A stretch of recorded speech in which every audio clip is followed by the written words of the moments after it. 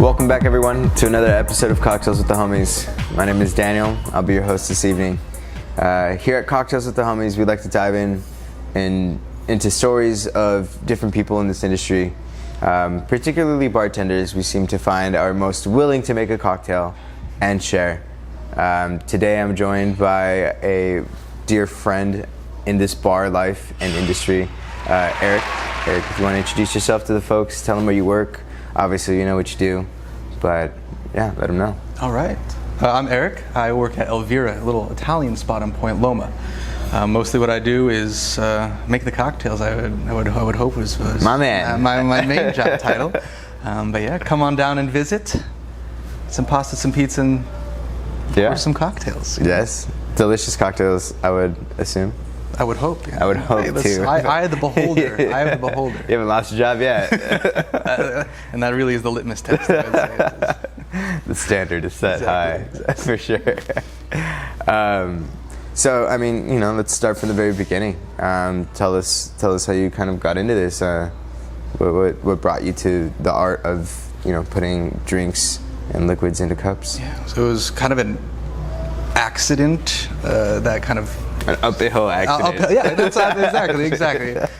It was an accident, really.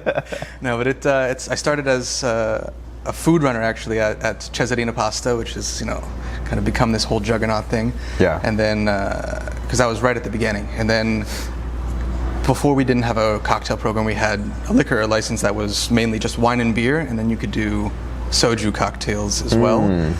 So I had the vaunted role of receptionist before I was bartender, so which means you took care of the 10 bar seats, which was full service. It was basically just overflow. Nobody ever came to the bar. They got relegated to the bar. Exactly.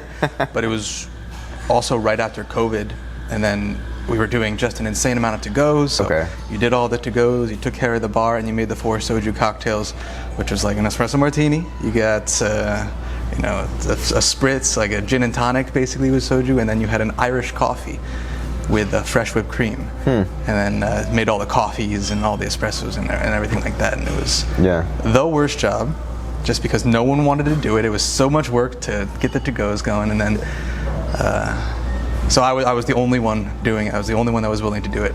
And then finally we got a liquor license, and we had a guy who knew how to make the bar happen. He came in, he made a whole cocktail menu, stocked the bar, and then basically it was volunteer who wants to try to be a bartender. My man. I was like, hell yeah, absolutely. I'm already here. I literally was like, this is already my space too. I can do a quarter of it. So that's cool. Yeah. What an interesting way to get thrown into it. Yeah. It's definitely different than most of the things I've heard, which is interesting. So you went from there to Elvira as a bartender? Yeah, so I did 2 years, I guess, in the cocktail program there. Because then guy who taught me how to bartend, he left, and they were just saying like, "Do you want to do the cocktail?" It was only a couple months give you the into reins. It too. Yeah, exactly. And I was like, I'll do my best. I made a couple of cocktail menus that were way too complicated, and maybe definitely a beginner's idea of a cocktail menu, because we'll talk about that. What does that kind of mean in retrospect to you now? It was more like a mad scientist than an actual scientist, I would say. Like for instance, like I'll start with a ratio base, whether it's equal parts or whether it's, but I would sit there and I would pour things into a glass or shake it up, and then if it didn't taste quite right, I'd add another thing and then add another thing. So I had like a 16 ingredient spritz at one time. Oh my god. And I guess it tasted okay at the end somehow, but it was more of like mistakes that ended up working somehow, and I could never recreate it again if I ever tried. Yeah. But so you find that simple is more moving forward? Yeah. I mean, definitely to start off with. Now that I've kind of this is my job, as the bar manager, and I'm creating all these cocktail lists. I'm kind of under more strict parameters, I guess. Yeah, so for sure. Well, more factors come into it, right? Exactly. So someone's got to pay for it now. The pour cost percentage has to be going down, and you know the quality has to still remain the same. So now it's just like, well, I guess I'm sticking with the margarita specs for any tequila cocktail, and talk about an uphill deal. Exactly. But it was not something I'd wish on anything. And then I don't know, I started to batch cocktails, but then I was doing it by grams instead of milliliters, and I made a whole bunch of batches of cocktails for my first time out, and they all tasted terrible because I wasn't using milliliters, not something. I was just like weighing things in grams like I was a baker. It was just like it didn't work out for a couple of months. Yeah, it's the small things that lead up to, like, obviously you understanding it more and more. Yeah, exactly. The good thing is that you did understand it more and more. Yeah, exactly. You know, I obviously I know the folks over there, so it's just like, I don't think they'd let that fly forever. No. But then I started going out a little bit more and getting actually into the scene, and you know, reading a couple of books, and like. Do you have a favorite book that you've read for bartending? I mean, always you gotta shout out Liquid Intelligence Day One, for sure. My man. Yeah, but absolutely. I would say Brad Thomas Parsons' Amaro is also a really, really interesting book, because you know it's all Italian cocktails. I've only been making Italian cocktails for 4 or 5 years now, and so I would assume you've definitely done your deep dive into like Amaro and digestives and kind of like explored that. Yeah, cool. It's also a uniquely, I feel like, American thing to take these Amaris that are traditionally just served as you know, because as complex as they are, as kind of a representation of a whole area. You know, they don't really make those into crazy cocktails in Italy, but then that uniquely American experience of, I feel, making those into of course it's getting more global as the day goes on, but you know, and there's such a good ingredient, you know, like everything needs a bitter, or everything needs a bittersweet. So it's like, it really is kind of a great piece in a cocktail. I feel like it adds complexity while adding sugar, so you don't have to like oversaturate it. It keeps it at a complex level without too many ingredients, like you said, because there's so much love goes into those spirits, for sure. Do you have a favorite Amaro or digestif at the moment? I mean, I know you guys work with a lot of it. It always depends on the mood, I would say, but I always recommend Braulio.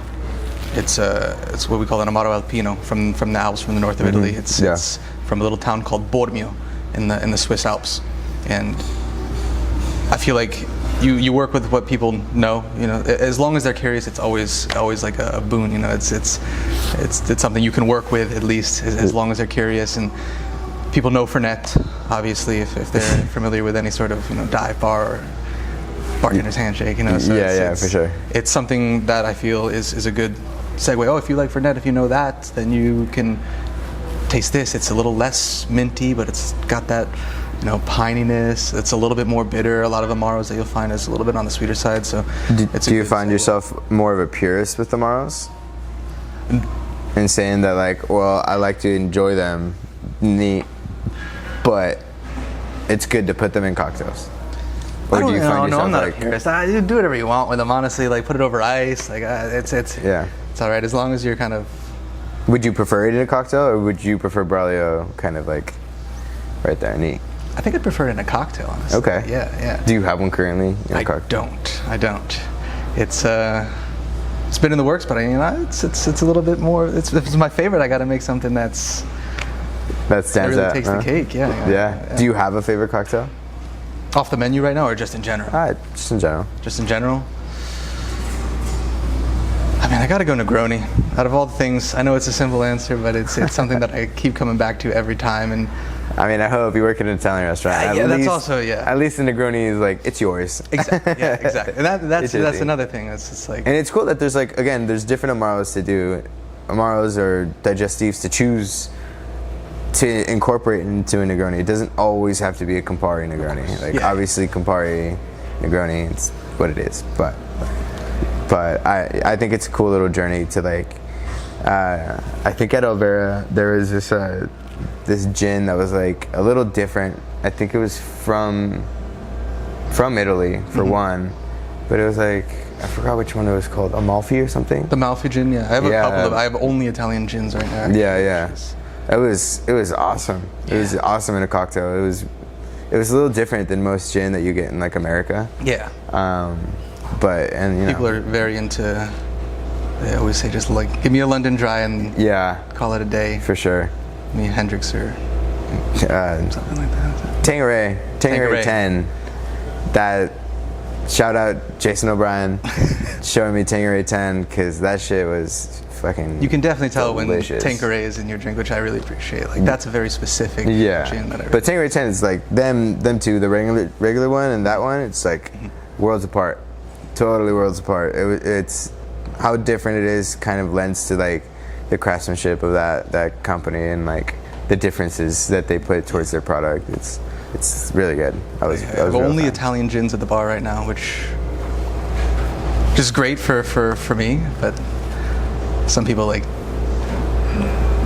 need something comfortable for themselves, and unless you have your support staff, your servers, they got to know what they're talking about. But I have Malfi gin, which is like citrusy. I've got Occitan from Piemonte. It's named after the people who forged the gin, and I have a salinated gin that's like good for dirty martinis, and it's got like a little saltiness. You got to add a little salt in it. It's cool. It's so different. Again, the attention that spirits in Italy, in particular, just like France and. America obviously has their spirits that they do the same, but like the language that each spirit speaks of the place is it's really cool. It's really cool, and like last episode we kind of went into mezcal with Karina and Chardonnay of mezcal. You know what I mean? Yeah. The Chardonnay of mezcal, and it's great how like spirits are coming to a point where like everyone's tried a bunch of different ones, and then everyone's tried how to relate it to their life, and then being able to explain it is a cool kind of language spoken only amongst people like us. It's for sure a skill, absolutely, because you want to provide that value as well. And true. The whole time at the end of the day you're trying to sell something, but like it's not a hard sell. It is what I like to tell people, because I'm not selling you shit. Like I'm giving you something and you're buying it, but I'm just telling you my interpretation of this art. Exactly. And in and of itself is again just like upselling. That's what people call it, upselling. Yeah, it's a banned word in our restaurant. Dude, it's the side sell that gets people to love you. Yeah. It's not an upsell. It's a side sell. You offer what you like. You know what I mean? Because you're gonna give them the cheapest or whatever they ask for, right? You give them that. And I think my favorite interaction is going, well, you can do this. Absolutely. 100%. But you can try this. And then, you get that skeptical look of them going, not a $30 shot or whatever, you know what I mean? Yeah. The skepticism that comes with you just trying to give them something else because, you're a salesman at the end of the day. So people think of you as that. But, they kind of forget the humanity in the drink, like it gets lost in port costs and bottom lines and top lines. It gets lost, but I think you behind the bar are really that rock that brings it back, even for the fleeting moment that you have them. But and it's really nice that there are bartenders who like that. This is all you do, you know what I mean? Like you were thrown into this, you were curious about this world, and it hasn't stopped, which is super apparent if you haven't gone to Elvira to try the drinks.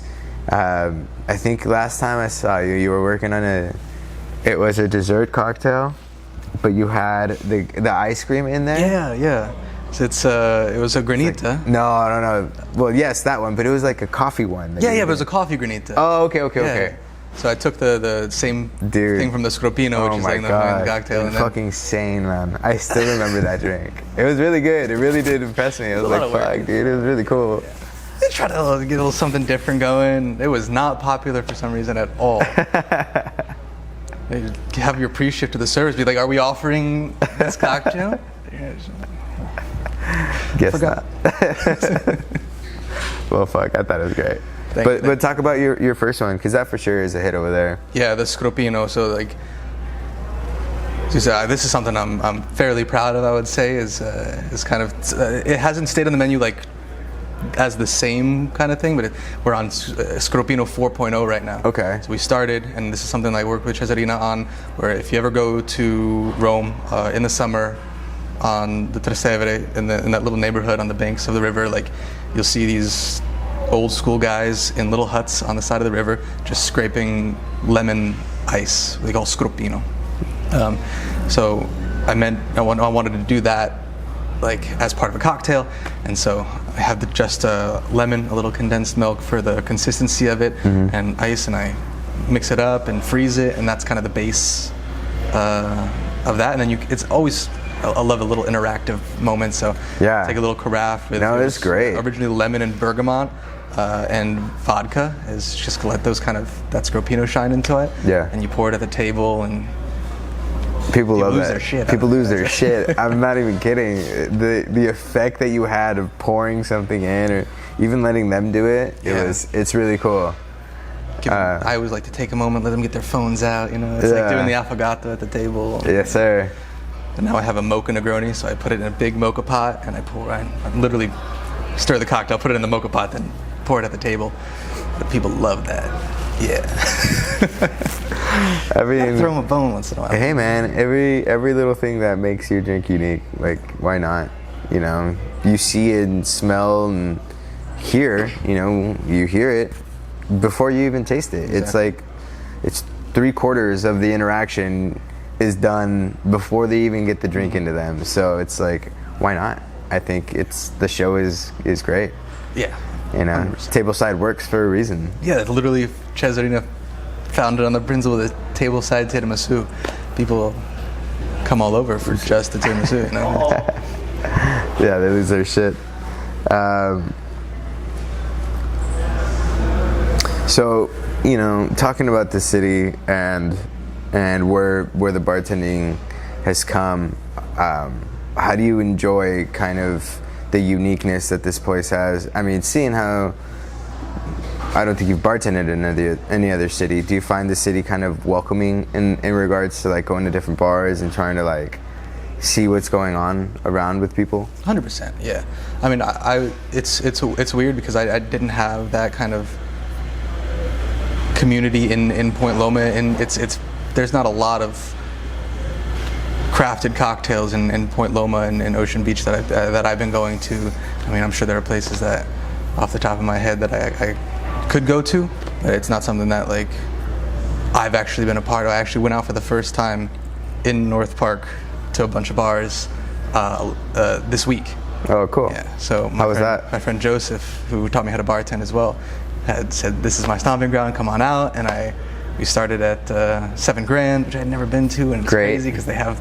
Did you go to the back bar too? Yeah, that's where spot? we actually started because they had a little industry event back there. Oh, cool. And the back bar was open, and I went to the front and had one of the best old fashions, and we went here, we went to the COUPE, and then we went to Coin Op and Layla's and Part-Time Lover all in the span of a night. And the community, it was something like I had never experienced until recently. It was because you have a bunch of people on here that are really part of that. Yeah, man. They're throwing those parties all the time. Yeah. Those pop-ups are really getting traction and popular. But he knew everybody. Cool. Joseph knew everybody. Introduced me to all like the proprietors and the bartenders, and they were all having a grand time. And I was like, oh man, like I'll go to the dive bar across the street, and which is an experience in and of itself, of course. But it's not quite like this, but it's super interesting. Yeah. It's a different thing happening right now. I think. I mean, I'm sure it's been happening for a while, but I think we have a good era going on, especially on this block. This block is amazing. Absolutely. Like from Pete to Swan, all the way down to like Kenny and Mothership. Like it really is something uniquely San Diego going on right here at this block. I mean, even here, right now we're at Crafted Coupe.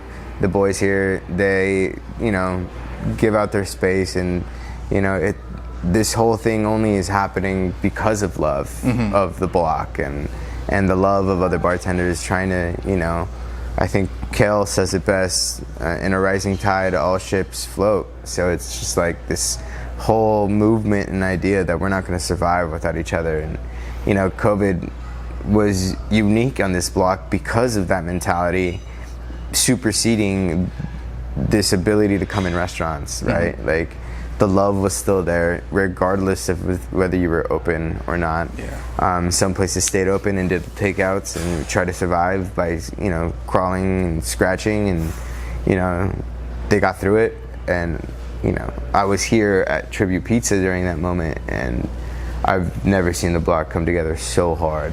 Homie was open to make pizzas. Everyone bought pizzas just because they were like, well, at that moment, a lot of people were trying to donate to hospitals, so we were doing like huge pizza orders for hospitals and all these people. Yeah, in Trattoria, we're doing huge takeout boxes, like cars worth of things. It's awesome. Places, it was super cool.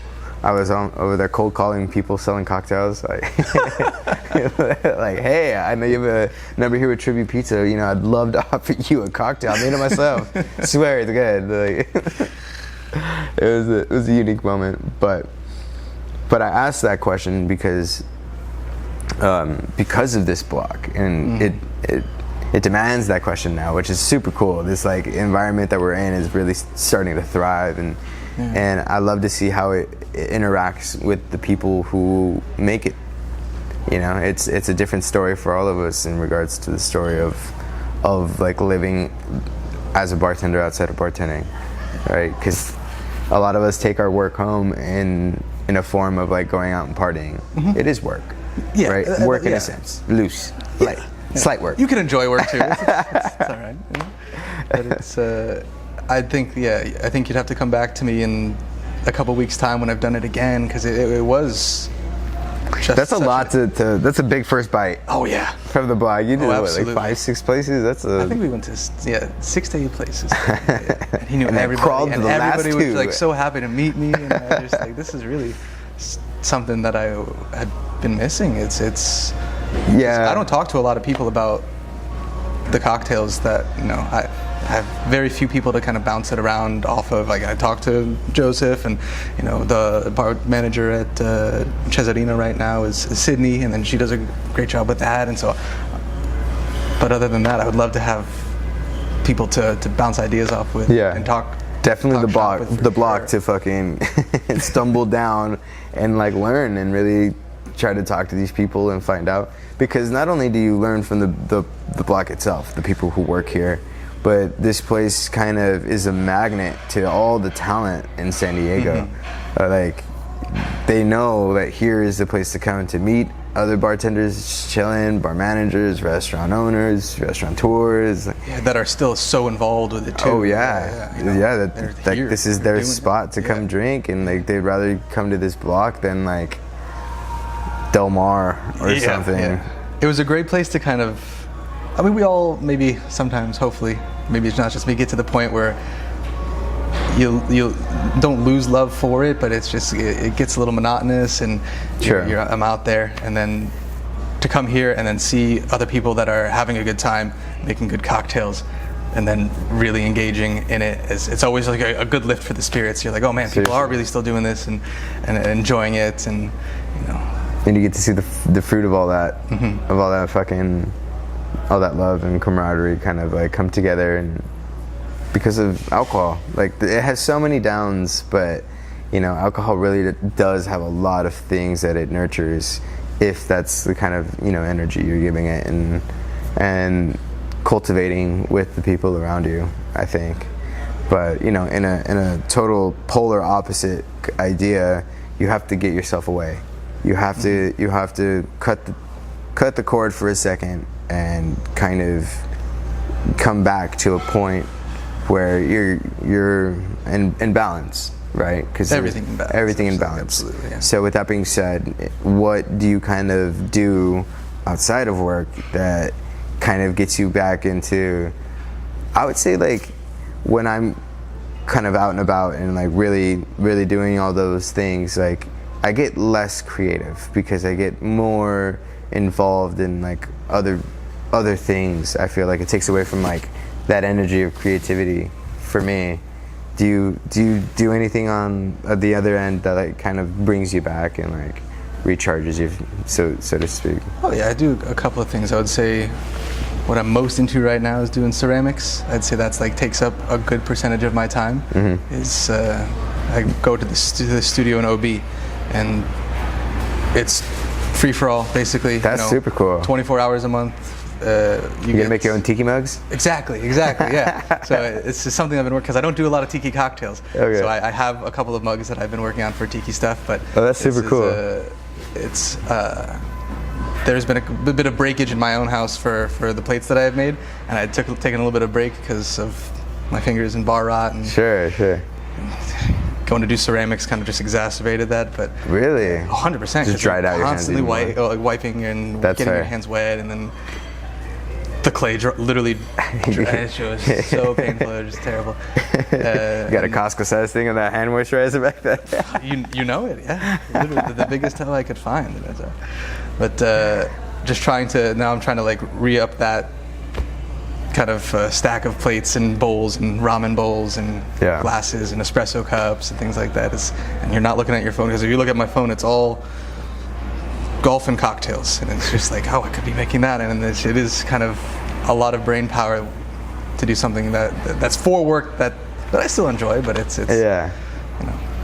But I'm doing ceramics, trying to get those tiki mugs going. It'd be super cool. I'd love to buy one. 100%. hand woven, hand worked. That'd be great. Put it in the works. You let me know where do I put this order in. Yeah. It does take a little bit of time, just because you throw it, you dry it, you trim it, then you got a biscuit, and I get a biscuit with it? No, you got. That's what they call the first firing is bisque firing. Okay. I thought you were gonna go the soup route with it. I'm gonna go a biscuit. No, I'll take a biscuit. And then after that, it comes out, and then you gotta glaze it and then refire it, and so it's with the community space. You gotta follow their schedule, and so it like takes 3 to 4 weeks to get a piece out there. But one piece. Yeah. Damn. Well, you can do a bunch of pieces at the time, but if you start your batch, it's going to take 4 weeks. Sure. Yeah. Dang, that's a lot. Yeah. That's cool. Yeah, I'd love to put in my order now, get it. Yeah. But I mean, that seems very cathartic, of like molding something with your hands. You kind of like come back to that, and the whole time you're thinking about the thing you're gonna fill it with. Yep. Yeah, which is a cocktail. Yeah. So maybe you don't get completely away from it. Then I also do photography as kind of my little side hustle there as well. Nice. Like a wedding photography. Take a lot of pictures of drinks. No, it doesn't. Give your number, your company name. ekpphoto.com. There we go. Gotta plug wait till I update it. Wait till a couple months. I gotta get back into it, because I just made that cocktail menu and then get lost in that for a while. Don't update the website. Yeah. Okay. New cocktail menu. Do you have a favorite from it? The new cocktail menu. Honestly, I'm pretty equally proud of most of them. I would have to say, I still got love for the Scropino, man. I love that thing. What's the iteration this time around? The iteration this time around is with a myrtle berry vermouth called Macchia, and then I do just a little lemon juice vodka, add it all up together with a little prosecco, top the cocktail with it. It's less popular than other iterations, because I think people are a little scared. Oh, the bitter? Of the bitter in the vermouth. Yeah. But I'll accept it. It's okay. They won't break your heart. It won't break my heart. Not your spirit. So, talking about how cumbersome this job can be at times, right? And kind of just the very differentness everyone's perspective is in this job. Is there any hard moment that you had to get through? Is there like what's the hardest moment you've had to face as a bartender to overcome?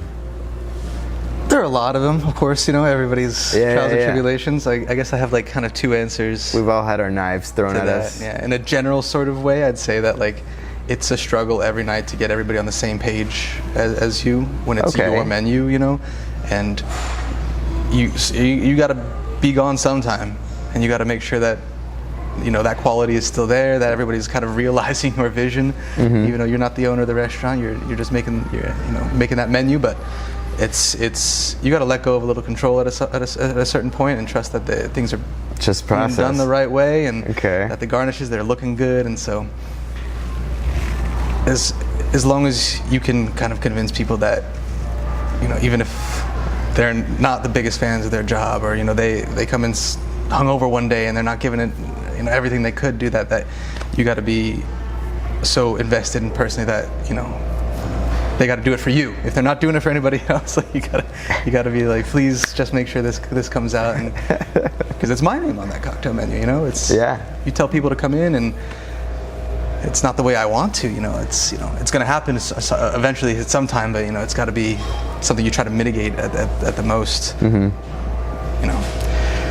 But I would say more specifically, and a lot of servers from the old Cesarina will corroborate this. For a couple months, as soon as I took over the bar, I wouldn't let them do tequila espresso martinis, because I hated the way that they tasted when they went out. I was like, I had a recipe for my vodka espresso martini, mm-hmm. and then people would order with a tequila, and it's like a cocktail that I didn't know how to do. I didn't know how I was supposed to taste, and so I would taste it and be like, guys, just for right now, let me figure it out. Don't do tequila espresso martinis. And they're like, just substitute it, do it. And for a while, I think it was 3 or 4 weeks, maybe a month or two, that I was like, I can't figure this out. I would come in and I would try to make one that tasted good for me, and I couldn't do it. And they were just... Did you add something in the end, or you're like, oh, okay, fine. Well, they made it with reposado instead of blanco. For sure. You know, these things that seem a little obvious now that weren't quite when I started, was basically the major change, and I felt like good sending it out, but it was again that lack of control that. Sure. I wanted to make sure that these are going out the way that I want to, otherwise they're not going out. You know. Seems a little you know.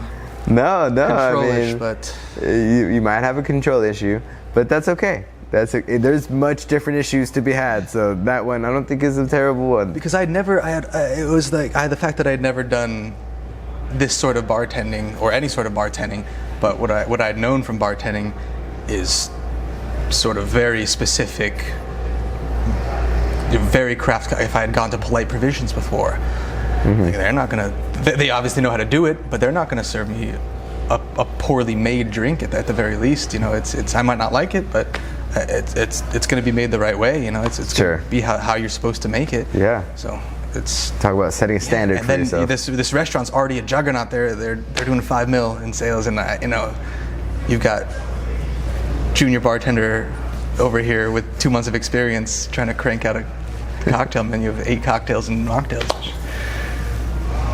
So I was very proud of trying to keep that standard alive. Yeah, through that's everything. Good. That's good, because, you know, like I've, you know, been told and experienced in my journey too. It's just like, if you don't love it and treat your thing with respect, wherever that bar is, no one's ever gonna reach it there. Like, you cannot expect people to do better than you. Yeah. You want them to. You hope the students. You start crying when they do, for sure. But you know, you for sure have to set some form of standard, and what do they call it in that show? Non-negotiable. Non-negotiable. So non-negotiable, and you know, you think it's silly now, but like in your learning of it, I don't think that was silly. I think that was you go in like, good drink or no drink. Yeah, 100%. Yeah, I mean, you're dead to me if that strawberry goes out upside down. Yeah. Nope. Thank God I didn't have the ability to write people up back then. I would have handed them out like candy. My God.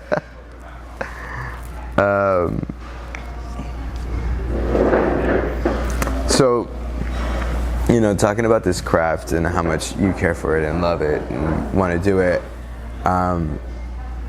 What is an aspect of it that you think is misunderstood by a guest? I think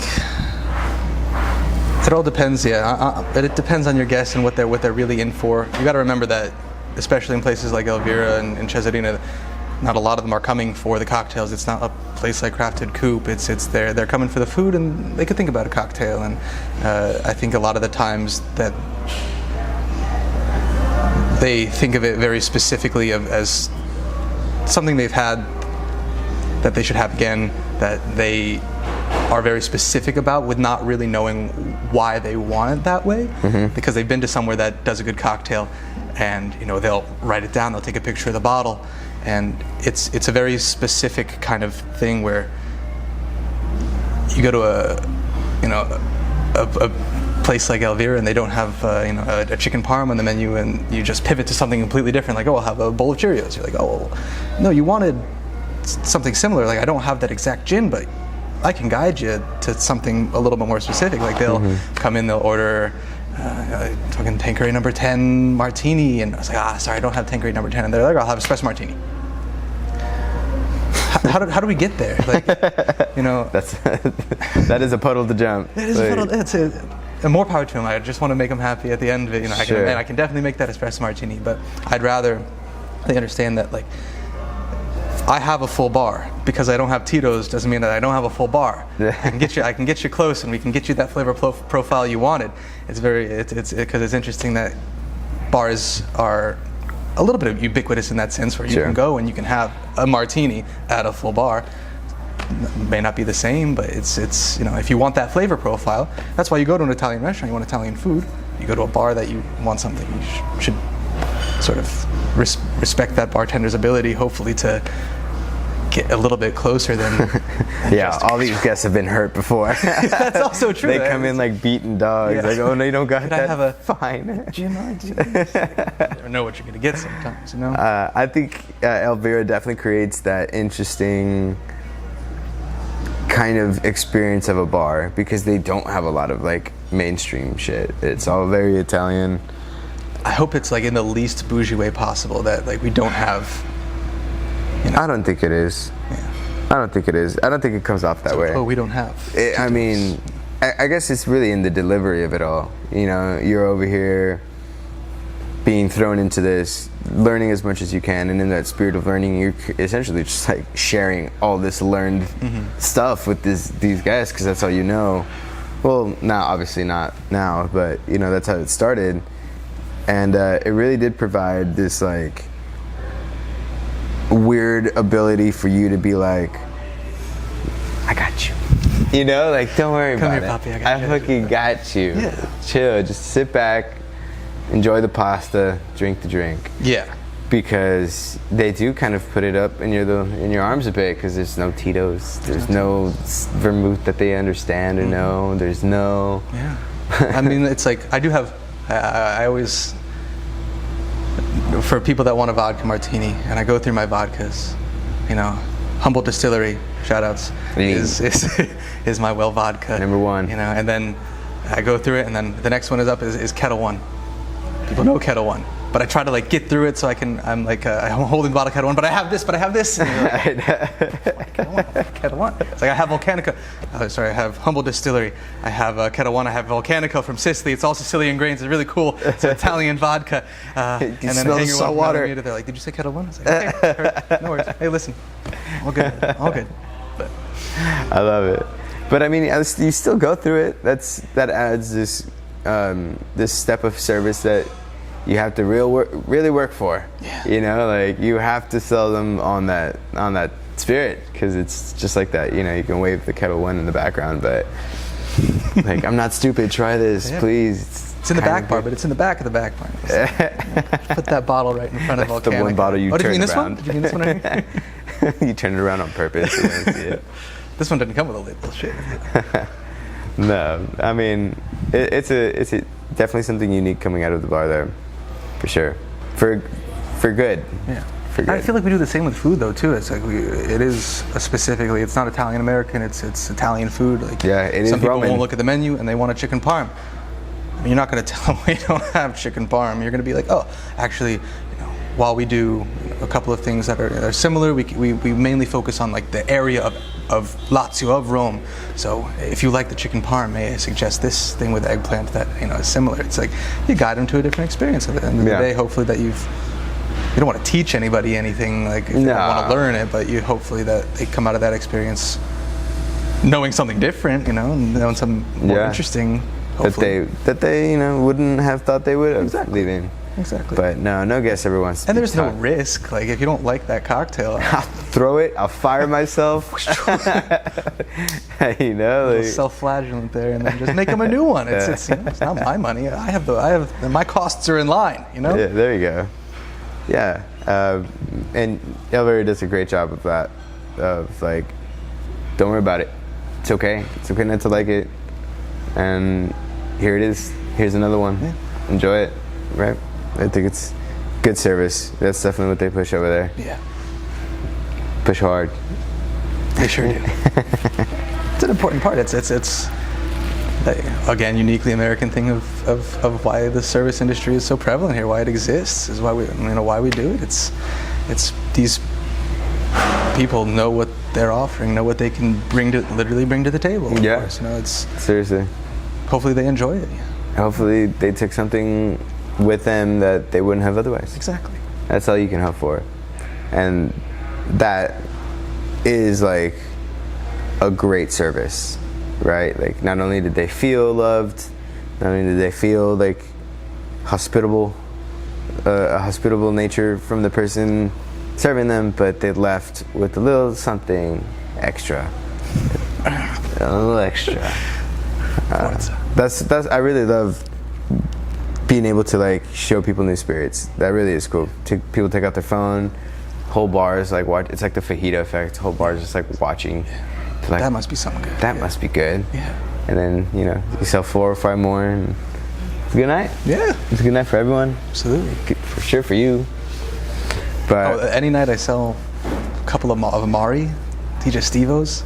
I'm like, people are getting the full experience right now. Like that's from start to finish. I like to start with a cocktail. Even after dessert. After dessert. That's fucking great. Yeah. It means they're enjoying themselves a little bit at the end of the night, you know. Yeah. That's kind of showing the zeitgeist of what it means to go out and be at a restaurant and be at a bar and understanding that you're going out there for a reason, not just to be, fed and, to consume, but to but to enjoy. Yeah, that's why you go to these places that are charging you $50 a head. It's seriously $50 entrees, and you left going. Well, I had a $50 entree. Yeah, But that's the providing the value. I could talk about Amaros like all day. If somebody asked me about an Amaro at the bar, I'm like, oh, all right. Even if they just want a Fernet. You grab a seat. All right, let's talk about this. Exactly. I'll give you a little taste of everything, Yeah. Absolutely. A great selection. If you haven't gone out to Elvira and Obi, definitely make your way out. Try the Amaro, try the Scopino, or you'll make Eric very sad. At least ask about it. Yeah, you don't have to get it. Just be like, give him a shot. Amaros. That's it. Just so. How about those Amaros? Best friend. Well, again, thanks so much for coming out here, my man. I know you're busy. I know, you just released the cocktail menu, so not as busy. Not as busy. But taking a deep breath. Either way, I appreciate you coming out here, taking a moment, talking about what service means to you, and thinking about work, even right before you're gonna go into work. Yeah, gets me in that mood, Yeah. Now you're gonna go create Scopino 6.0 because you thought about it and you're like, 5.0, 7.0. Thinking this 5 is next. I can't go skipping around. People are gonna be like, "Where's that missing Scopino? I've been here for all 4, man." Imagine if someone came up, "Hey, you skipped a number." reprint all the menus. But yeah, man, I appreciate you. Thank you so much. Thank you for taking a moment. Yeah, thanks for giving me the opportunity to talk shop, about the craft. Yeah. Maybe next time we'll have you come by and talk shit. Oh man, yeah. I was telling you, I had a whole list of, you're like, oh, you could talk shit. I was like, oh, say less. And I was literally a list of things. I came prepared. Well, I can't believe people do this in a bar. Like, Nah, being an old man. Not at all. We're not shouting at the clouds. We're just trying to put in perspective what we do, and usually we have a cocktail here, so We can have that later. Yeah. Cocktails with the Homies 2.0. Thank you, Papa. Thank you so much. Have a good night.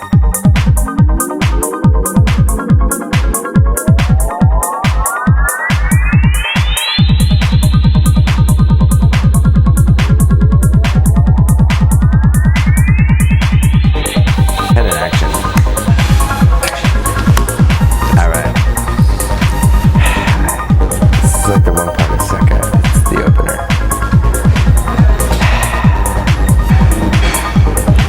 I don't believe in myself.